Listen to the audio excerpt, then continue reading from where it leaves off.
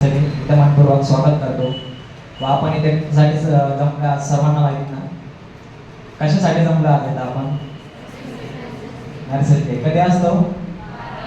आज किती तारीख आहे मग आज का बरं सेलिब्रेशन करतो आपण मध्ये काय कारण असतो सुट्टी होती किंवा इलेक्शन पिरियड होतं त्यामुळे आपण आज सेलिब्रेशन करतो ठीक आहे फ्लोरेन्स नायटिंगेल यांचा जन्म कधी झाला 12 मे 1820 साली त्यांना लेडी विथ लॅम्प या नावाने आपण ओळखतात कारण की का बरं ओळखतो त्यांनी जे सैनिक होते किंवा जे पेशंट होते त्या काळचे जे युद्धामध्ये युद्ध झालं होतं ते युद्धामध्ये जे पेशंट होते त्यांना बरं करण्यासाठी जे रात्रीची सेवा दिली किंवा रात्रीची जी केअर दिली नर्सिंग केअर ती कशाच्या सहाय्याने दिली लॅम्पच्या सहाय्याने दिली दिव्याच्या सहाय्याने दिली त्यामुळे त्यांना काय म्हणून ओळखतात the lady with the lamp ठीक आहे ज्या जे सिस्टर होत्या त्यांचा फ्लोरेन्स नायटिंगेल त्यांच्या जन्मदिनानिमित्त तो दिवस आपण आज कोणता दिन म्हणून साजरा करतो आंतरराष्ट्रीय परिचारिका दिन म्हणून सेलिब्रेशन करतो ठीक आहे त्या परिचारिकेसाठी मी आज ऑनलाईन तुमच्या समोर सादर करतो रुग्णसेवेचा भार खांद्यावर ठेवून चालते ती एक सिस्टर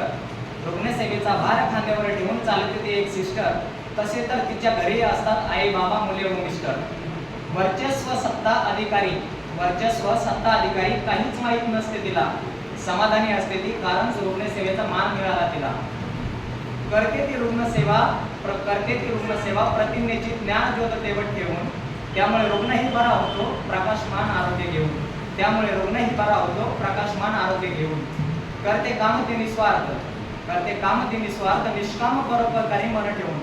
आज एकच असते रुग्ण बरा व्हावा योग्य उपचार घेऊन निस्वार्थ निष्काम परोपकारी म्हणून ती रुग्णसेवा करते म्हणून तिला कष्टाचं फळ आज आशीर्वादी रूपात मिळते जीवहीपणाला लावून काम सदैव मौन ठेवून या जागी मान करी राखा तिचा योग्य आदर ठेवून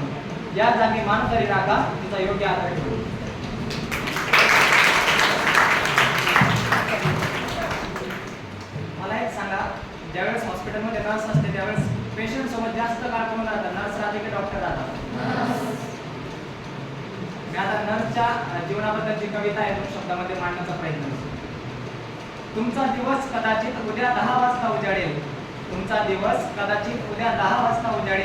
पण तिला सकाळी 6 ला घर सोडायचे आहे तुमचा दिवस कदाचित उद्या 10 वाजता उजाडेल पण तिला सकाळी 6 ला घर सोडायचे आहे 7:30 च्या आधी वॉर्डमध्ये पोहोचायचं आहे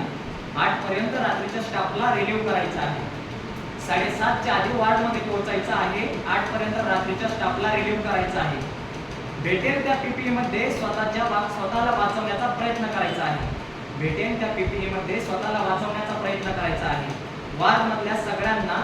पुन्हा ब्लड प्रेशर घेऊन ताप चेक करायचा आहे इंजेक्शन आणि औषध द्यायचे आहे डॉक्टरांना त्यांचे अपडेट द्यायचे आहे उकळत्या वातावरणात कपडे भिजेपर्यंत काम करायचं आहे संरक्षण कवच महाग आहे आणि जपून वापरायचं आहे जेवण भेटेलच आज याची शाश्वती नाही म्हणून रात्रीचं उरलेलं जे आणलंय डब्यात त्यात समाधानी मानायचं आहे कोणी 14 दिवस सतत राहून अटॅक येऊन गेली कोणी हायड्रोक्सिक्लोरोक्विन घेतल्याने गेली कोणाला पोलिसांनी पटकावले कोणाला सोसायटीच्या लोकांनीच तिच्या घराबाहेर हाकलले तरीही तिची शपथ तिला शांत बसू देणार नाही तिच्या मुलांना ती दुरूनच पाहणार